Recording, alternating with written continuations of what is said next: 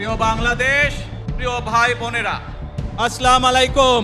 মঞ্চে দাঁড়িয়ে প্রিয় বাংলাদেশ সম্বোধনের মধ্য দিয়ে তারেক রহমানের কণ্ঠস্বর পৌঁছেছে দেশ জুড়ে। তিনি তার রাজনৈতিক পরিচয়ের ঊর্ধ্বে গিয়ে গণমানুষের কাতারে সামিল হয়ে যে সংক্ষিপ্ত বক্তব্য দিয়েছেন তা ইতোমধ্যেই দেশ বদলের স্বপ্ন নিয়ে মানুষের হৃদয়ে স্থান করে নিয়েছে বলে মনে করছেন সচেতনরা। দীর্ঘ ১৭ বছর পর তারই ঐতিহাসিক প্রত্যাবর্তনের অপেক্ষায় ছিল জুলাই অভ্যুত্থান পরবর্তী নতুন বাংলাদেশ। প্রিয় ভাই বোনেরা, আজ প্রথমেই আমি রাব্বুল আলামিনের দরবারে হাজারো লক্ষ কোটি শুকরিয়া জানাতে চাই। রাব্বুল আলামিনের অশেষ রহমতে আজ আমি আমার প্রিয় মাতৃভূমিতে ফিরে আসতে পেরেছি আপনাদের দোয়ায়, আপনাদের মাঝে। যুগে যুগে প্রিয় মাতৃভূমি বাংলাদেশ যেভাবে স্বৈরাচারী শাসন ব্যবস্থার বিরুদ্ধে প্রতিবাদ করে বিজয় ছিনিয়ে নিয়েছে, সেই গৌরবময় ইতিহাস স্মরণ করেছেন তারেক রহমান। আমাদের এই প্রিয় মাতৃভূমি ১৯৭১ সালে লাখো শহীদের রক্তের বিনিময়ে অর্জিত হয়েছিল। ঠিক একইভাবে ৭৫-এ আবার ৭ই নভেম্বর আধিপত্যবাদীদের হাত থেকে রক্ষার জন্য সেদিন সিপাহী জনতার বিপ্লবের মাধ্যমে আধিপত্যবাদের হাত থেকে দেশকে রক্ষা করা হয়েছিল। একইভাবে পরবর্তীতে ৯০-এ স্বৈরাচারের বিরুদ্ধে এদেশের জনগণ, এদেশের খেটে খাওয়া মানুষ তাদের গণতান্ত্রিক অধিকারকে ছিনিয়ে এনেছিল। কিন্তু তারপরেও ষড়যন্ত্রকারীদের ষড়যন্ত্র থেমে থাকেনি।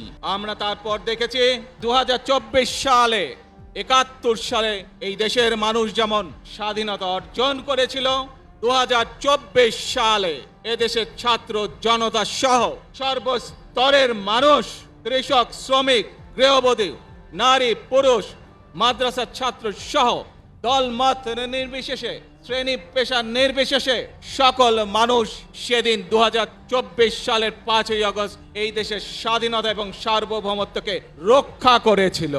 পাহাড়ি, সমতল কিংবা সব ধর্মের মানুষের ন্যায্য অধিকার নিশ্চিত করার ও দেশ গড়ার যে প্রত্যয় বিএনপি সুষ্ঠু নির্বাচনের দাবির মধ্য দিয়ে দীর্ঘ বছর ধরে প্রচার করে আসছিল, তারেক রহমানের বক্তব্যও ছিল সে প্রতিফলন।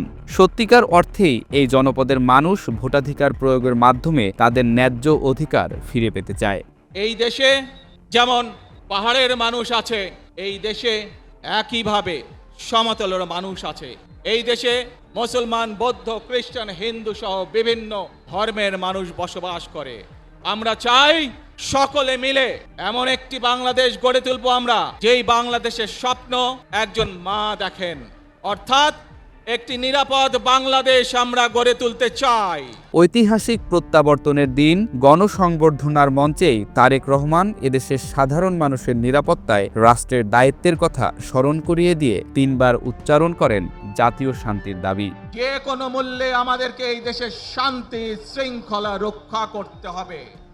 যে কোনো উস্কানির মুখে আমাদেরকে ধীর শান্ত থাকতে হবে। প্রিয় ভাই বোনেরা, আমরা দেশের শান্তি চাই, আমরা দেশের শান্তি চাই, আমরা দেশের শান্তি চাই।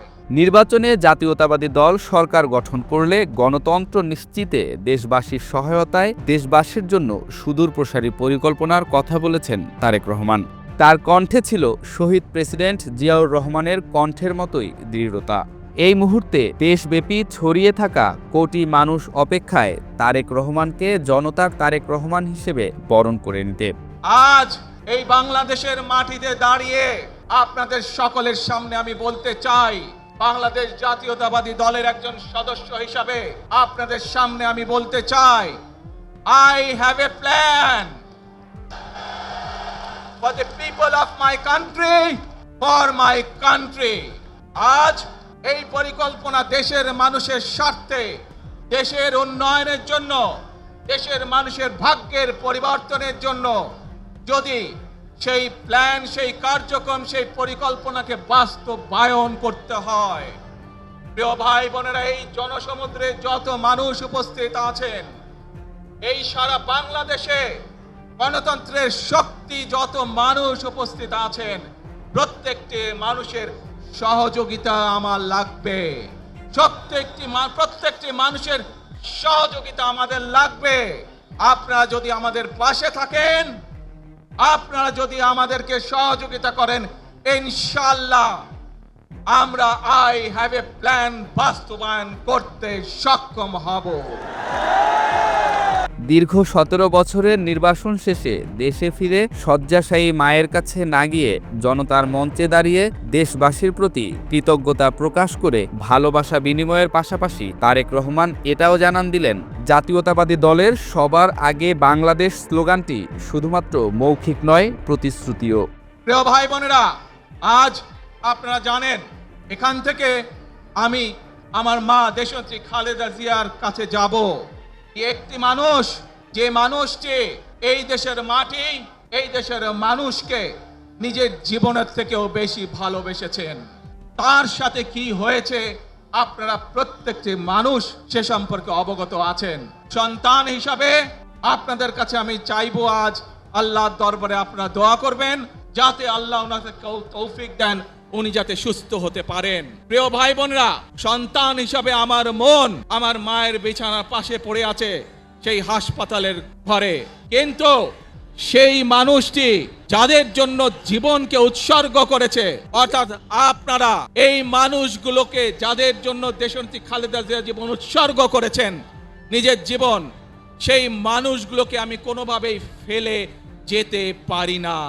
এবং সেজন্যই আজ হাসপাতালে যাবার আগে আপনাদের প্রতি সহ টেলিভিশনগুলোর মাধ্যমে যারা সমগ্র বাংলাদেশে আমাকে দেখছেন, আপনাদের সকলের কাছে কৃতজ্ঞতা প্রকাশ করার জন্য আজ আমি এখানে দাঁড়িয়েছি আপনাদের সামনে। প্রিয় ভাই বোনেরা, আসুন আমাদেরকে আজকে নিশ্চিত করতে হবে আমরা যে ধর্মের মানুষ হই, আমরা যে শ্রেণীর মানুষ হই, আমরা যে দলেরই রাজনৈতিক দলের সদস্য হই অথবা একজন নির্দলীয় ব্যক্তি হই, আমাদেরকে নিশ্চিত করতে হবে যে কোনো মূল্যে আমরা আমাদের এই দেশের শান্তি শৃঙ্খলাকে ধরে রাখতে হবে। যে কোনো মূল্যে যে কোনো বিশৃঙ্খলাকে পরিত্যাগ করতে হবে।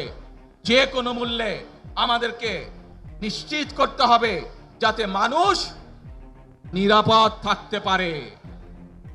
শিশু হোক, নারী হোক, পুরুষ হোক, যে কোনো বয়স, যে কোনো শ্রেণী, যে কোনো পেশা, যে কোনো ধর্মের মানুষ যেন নিরাপদ থাকে, এই হোক আমাদের চাওয়া আজকে।